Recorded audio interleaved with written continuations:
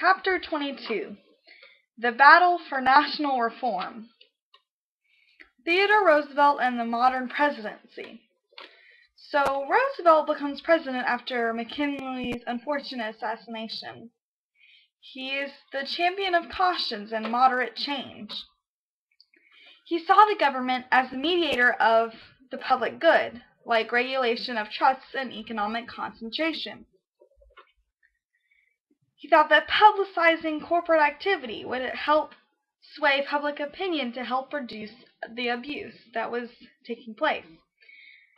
So the Department of Commerce and Labor, as well as the Bureau of Corporation Investigation, were formed. Roosevelt took occasional efforts to break up combinations, such as in the case of Northern Securities Company. The Supreme Court ruled this company to be dissolved because it was such a big conglomerate. In the case of the anthracite coal strike, Roosevelt steps in on behalf of labor rather than management. However, he did occasionally help employers too. However, Roosevelt's top priority was in winning re-election. So he got rid of his party opposition and beat the Democratic candidate Alton B. Parker. He wanted to provide a square deal like he did in the coal strike. So this led to the Hepburn Act, which tried to restore regulatory authority to the government within the railroad industry. However, this was a cautious measure, and some reformers were enraged. The Pure Food and Drug Act restricted the sale of dangerous or ineffective medicines. The Meat Inspection Act helped regulate the quality of meat and helped eliminate diseases spread by impure meat. Teddy Roosevelt proposed more measures for workers' conditions, and he criticized conservatives who opposed him. He established the government as the manager of the wilderness. So he supported the conservation movement, which protects land for carefully managed development. So he enacted the Newlands Act, which gave federal money for dams, reservoirs, canals, etc. in the West to open land for farming and provide for cheap electric power. On the other hand, there were the naturalists/preservationists who wanted to protect the natural beauty and wildlife health of the wilderness. So they established the National Park System. In the case of Hetch Hetchy Valley, the naturalists wanted to preserve this area, but San Franciscans wanted to build a dam. So Gifford Pinchot, who had helped Roosevelt acquire the land, decided that the needs of the city were more important than the claims for preservation. However, the government has little control of the industrial economy, and the conservatives blame Roosevelt's economic policies for the Panic of 1907. J.P. Morgan, an important financier, constructs a pool of assets in New York banks to help financial institutions, and this helps the panic subside.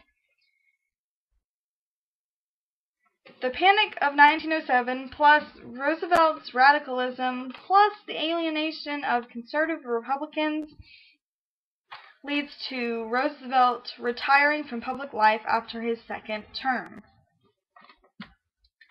The troubled succession.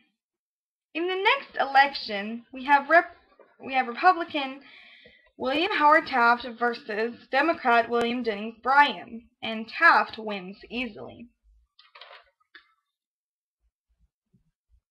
The Payne-Aldrich tariff demonstrates Taft's passivity. It hardly reduces tariff rates, and in some cases even raises those rates. He also attempts reform with the Children's Bureau. However, a new scandal destroys Taft's popularity. The Ballinger-Pinchot affair involved disputes over trying to use public land for private purposes. During this, Taft alienates the progressives by dismissing some of their leaders. At this point, Roosevelt re-enters politics. He thought only he could reunite the Republicans. So he gave a new nationalism speech, in which he said social justice is only possible through a strong federal government. So the reform spirit is rising in the United States. Roosevelt wants Taft to have progressive policies. However, Roosevelt's actions from 1907 were questioned, and the candidacy of La Follette is crumbled, and Teddy Roosevelt announces his candidacy for presidency. So the Republican Party nominates Taft, and Teddy Roosevelt nominates himself under the Progressive Party, also known as the Bull Moose Party. However, the Democratic candidate has a different kind of progressivism, where Teddy Roosevelt wants to regulate and control the economic concentration. Woodrow Wilson thinks that bigness, like big corporations, is unjust and inefficient, and he wants to destroy monopolies. So Taft and Teddy Roosevelt split the Republican vote, and Wilson overwhelmingly wins the electorate. So Wilson enacts the Underwood-Simmons tariff, which dramatically lowers the tariff, and he establishes the 16th Amendment for an income tax. Then there's the Federal Reserve Act, which holds a percentage of assets of state banks in reserve to be used for loans, new paper currency, and also given the ability to shift funds to troubled areas.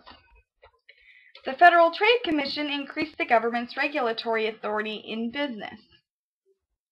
The Clayton Antitrust Act is designed to improve the government's ability to break up trusts. However, it was weakened by conservative assaults. Wilson says his idea of new freedom is complete. So he doesn't help women's suffrage or civil rights, and he dismisses the proposals of several reformers. However, he did want re-election, so he began more reforms. He appoints Louis Brandeis, a progressive, to the Supreme Court. The Keating Owen Act was the first federal law regulating child labor, which prohibited the shipment of child-produced goods over state lines. The Smith-Lever Act offered grants to states that support agricultural education. Now at this point we're going to revert back to another aspect of Teddy Roosevelt's presidency. His idea in foreign policy was to speak softly but carry a big stick. Diplomacy always came first, but you always had to be prepared if a conflict were to arise.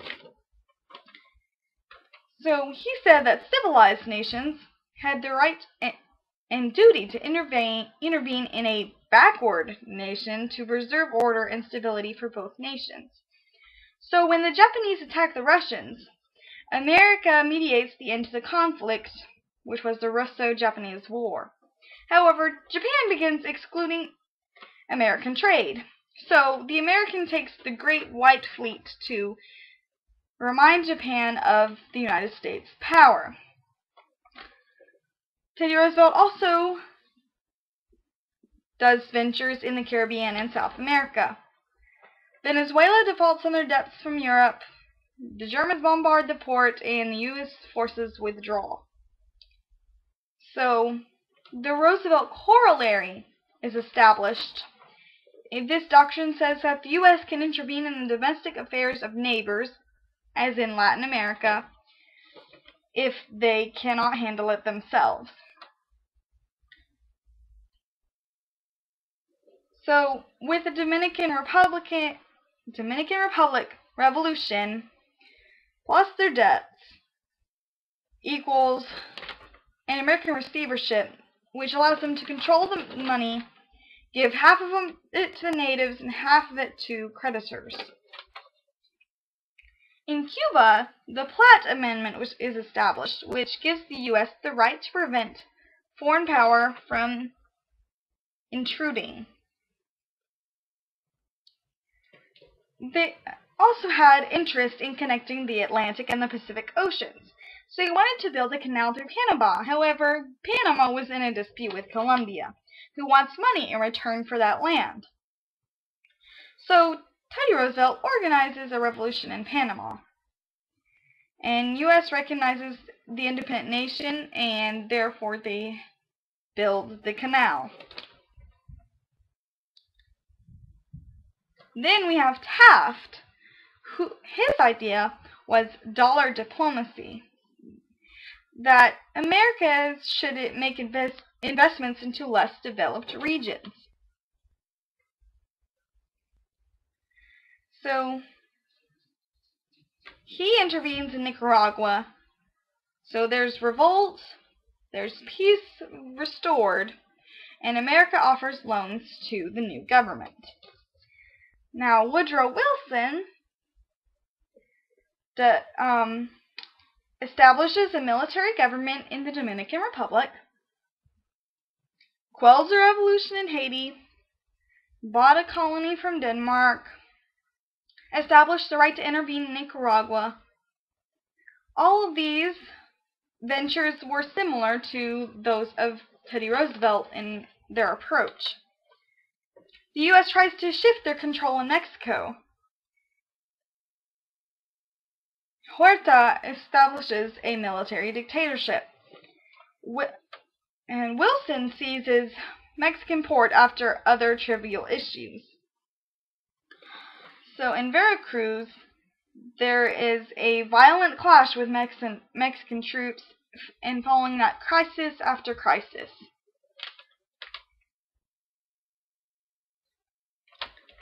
However, in trying to solve the problem, there were more skirmishes and the brink of war. Woodrow Wilson recognizes Carranza and then turns his attention to more important issues.